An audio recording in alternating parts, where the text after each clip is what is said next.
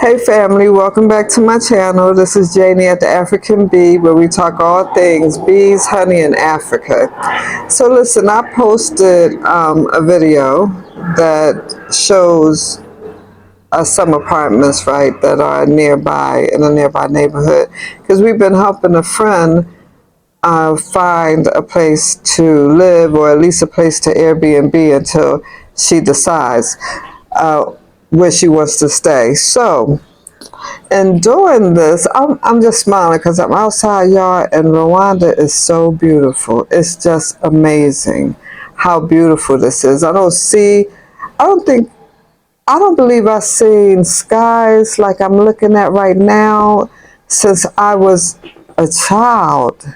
And I'm 63, by the way, so you know that was a long time ago. But this is so beautiful. I mean, when I look at what Yah has made, it's just flabbergasting. There's really no words for his beauty, for his greatness, right? Our Creator is amazing. So we have the pleasure of living in this atmosphere, in this environment, and it is wonderful.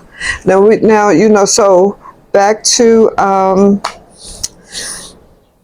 neighborhoods. So we were riding around, and we did visit a neighborhood that I don't know the name of. I mean, I don't know how to pronounce it. I find it very difficult, and I don't want to butcher it. So we're just going to put it on the screen. And so the apartments that were in the neighborhood were very nice, right? They looked really nice, but the area was very remote.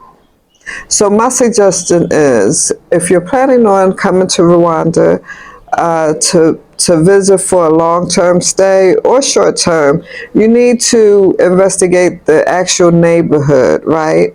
And some things you're just simply not going to find online.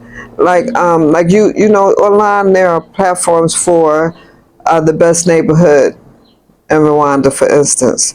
Yeah, and that's informational. However, the apartments may be like back in the cut.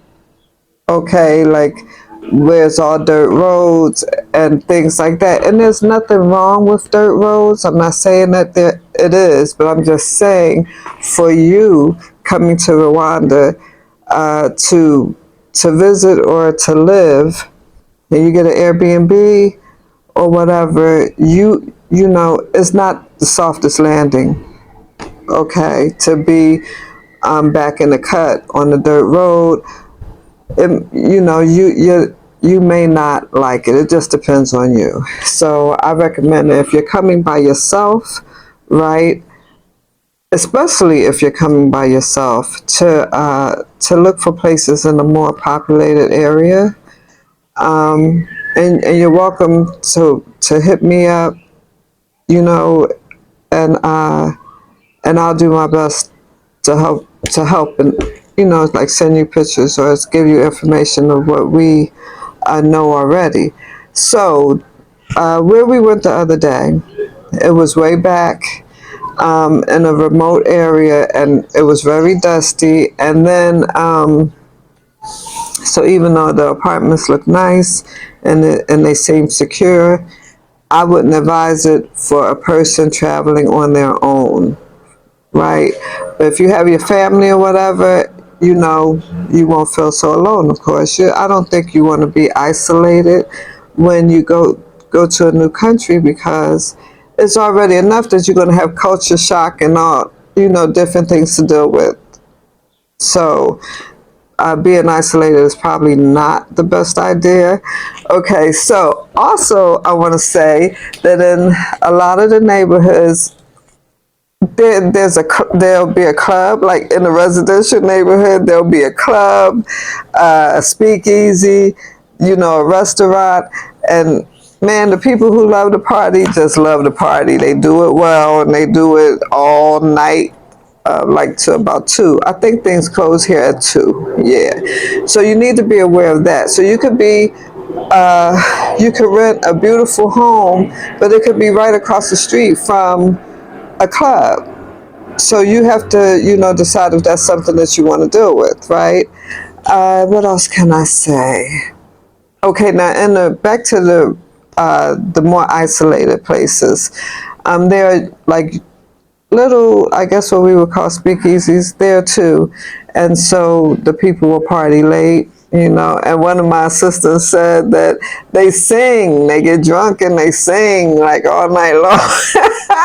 And so yeah, that wouldn't be my cup of tea. So I'm just letting you know.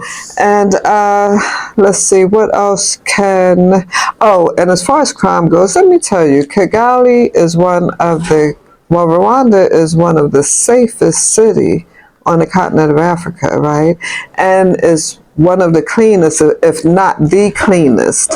So the crime that happens here is usually petty, right? Like, somebody stealing your iPhone or, your smartphone, your something like that. It's not the type of crime that we may be used to in the States, where you just gotta be scared, where you feel scared to walk down the street or something at nighttime and stuff like that. So it's not that kind of environment. However, I did a video before about being targeted, and we're going to put that link in the description, right?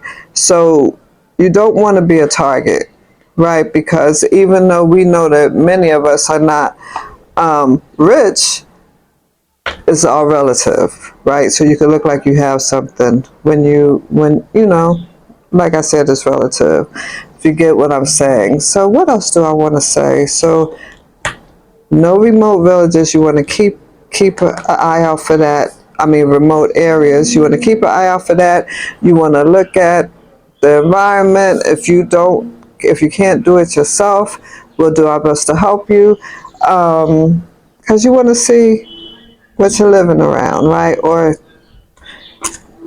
So I guess in conclusion, my best advice would be to, before you choose an apartment, right, come here, stay at an Airbnb, and don't just go by the price. Like, some are $30, some are $40.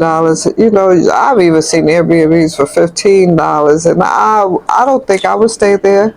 So I'm not going to recommend anywhere that I wouldn't stay myself. But get a decent Airbnb, and then you can get on a moto, or you can hire a driver, and you can travel, and you can see where you would like to live. And also, I want to say that where we live, the landlord is open to month. So that's another thing. Some landlords will take a month-to-month, do a month-to-month lease with you, so you won't be locked into anything. So that's good to know as well. All right, so I think that's it for now. If I forgot something, I'm going to come back and tell y'all. Right, so stay blessed, right? Love you with the love of the Most High Yah. Later.